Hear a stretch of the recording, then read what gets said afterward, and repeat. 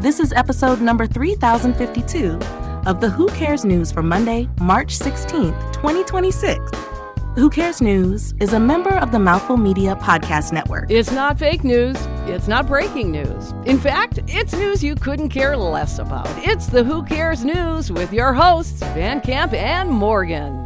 Well, Hollywood rolled out the red carpet and handed out the gold statue Sunday night. Mr. Oscar himself. And the big winner at the Academy Awards was one battle after another. What a shocker, too. After Sinners had done so well in all the other award shows, and then for it to kind of, well, it wasn't totally shut out, but that was really, I think everybody was surprised last night. Yeah. They got six. Six, including Best Picture. California Made. Yeah. California Made. Well, Leo DiCaprio still no Oscar for him, but he was in the movie, so he was in the movie, but he didn't get an Oscar. Didn't get an Oscar. Film took home Best Picture of 2025, along with several other trophies, and director Paul Thomas Anderson won Best Director, Best Adapted Screenplay. Sean Penn picked up Best Supporting Actor.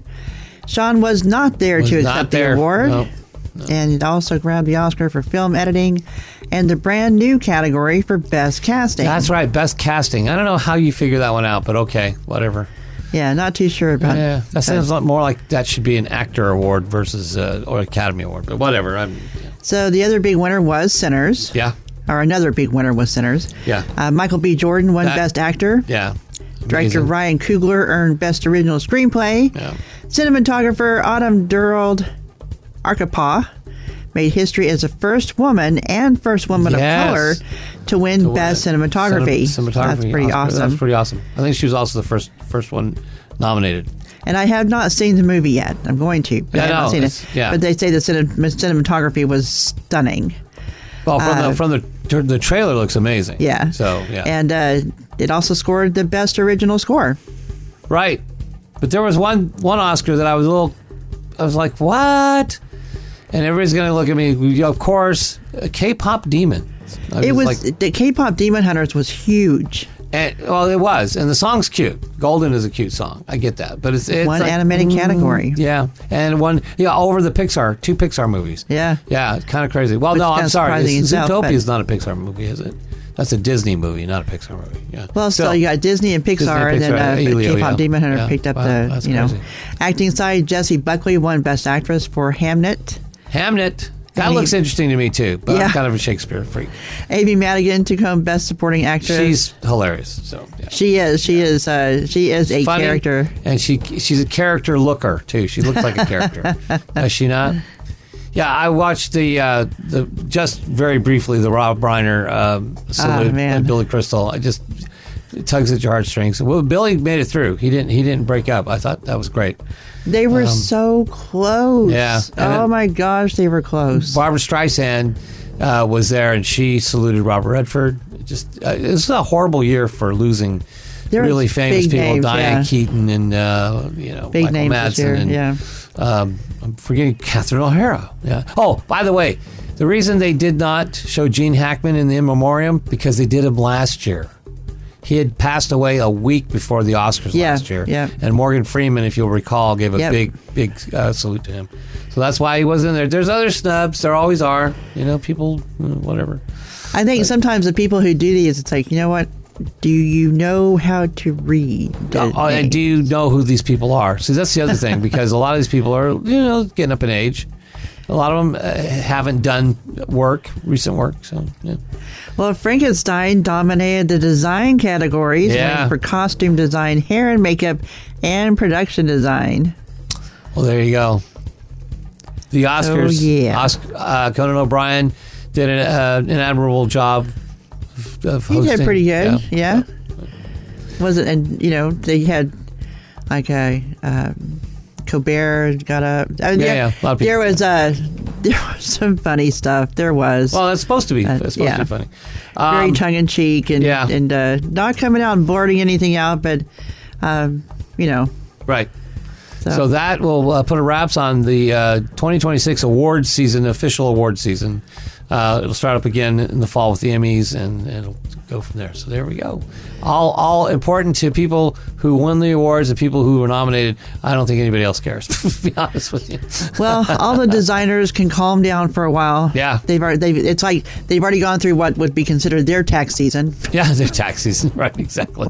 For sure. And as long as all the jewelry gets returned to Fred or wherever, that would, you take a little bit of the nerves off, the edge off. Yeah.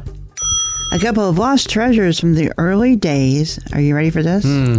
The early days of Doctor Who. What? Have suddenly reappeared. What? Yes, sir. What up? There's 2 black and white episodes from 1965. Really?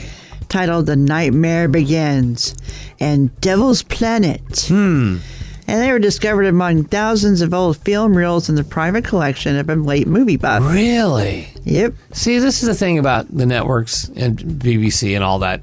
In the 60s, they didn't think the reruns really mattered much. Certain shows, certain shows. And then they didn't own the reruns. The producers did. But in Britain, it's the BBC. So they lost a few episodes, I think. I think it's you're right. There's tons. This has even thousands of old film reels. Yeah. Of course, this is this is a British collector. Yeah. So you got to wonder what else is there. Right. Because if he was a collector, he must have something else good. The fact that a black and white of Doctor Who from the 60s turned up, I don't. That's of interest to Whovians. I get that, but they weren't looking for those. I don't think. I think they'd pretty much decided those were lost episodes. So. Well, not lost anymore. No, that's awesome. The restored episodes are going to stream on BBC iPlayer this Easter. I'm so disappointed that they're not running on Disney Plus anymore. Yeah, that kind of sucks. But did you know they did find the 2? However, nearly 100 early Doctor Who episodes are still missing. Yeah, there's a bunch. I did know that. Yeah, there's a bunch. Well, things are getting a little messy on Sesame Street. Well, wait, what? Man. Wait, what? I know. It's like, come on, guys. Why did Oscar get really upset? Sesame Workshop, which is the nonprofit behind Sesame Street, they filed a federal lawsuit against SeaWorld Parks and Entertainment. What? Yep. They claimed that the company failed to pay royalties tied to its licensing agreement for Sesame-themed attractions. Wow. Oh, that's not nice. Not nice at all. SeaWorld's owned by... I don't know who owns SeaWorld anymore. Well, I think it's Six Flags. We actually just went over this a couple weeks ago. Yeah. I want to say it's Six Flags. I think it's Six Flags. Yeah, because Six Flags bought Cedar Point, which was Knott's Berry Farm, and Cedar Point and others. Yeah. And they own SeaWorld. Yeah. Well, I think it's probably just an accounting error, but they're gonna get it corrected. Trust me. Goes to court. It'll get corrected. There'll be an audit, the whole bit. Yeah. Yeah, because the lawsuit says that SeaWorld ignored parts of the contract and that they withheld required payments connected to Sesame Street Parks Sesame Place Parks. Okay. In California and Pennsylvania. So they had parks in this. Okay, sounds like they had parks in their parks, kids' parks.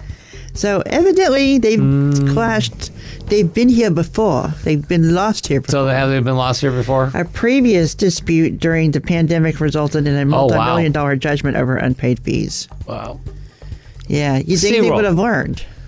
Last time I went to SeaWorld was a long time ago in San Diego. And I was like, it wasn't like going to the other theme parks. There wasn't like oodles of people, Yeah. You go to any park here in Southern California, Universal, especially Disneyland and Knott's, and even to some extent Magic Mountain, and it's like obviously they got busier times and they got slower times, but I just didn't think there was a big appeal to SeaWorld. And now that they've taken the orcas out, there's really that appeal is gone as well. So, yeah. But it's kind of like going to the circus without elephants. But we understand the animal cruelty. Yes, understand. Believe me. Still not the same spectacle it was. Yeah. Just saying, from the entertainment value. But and now they may have to pony up because guess what?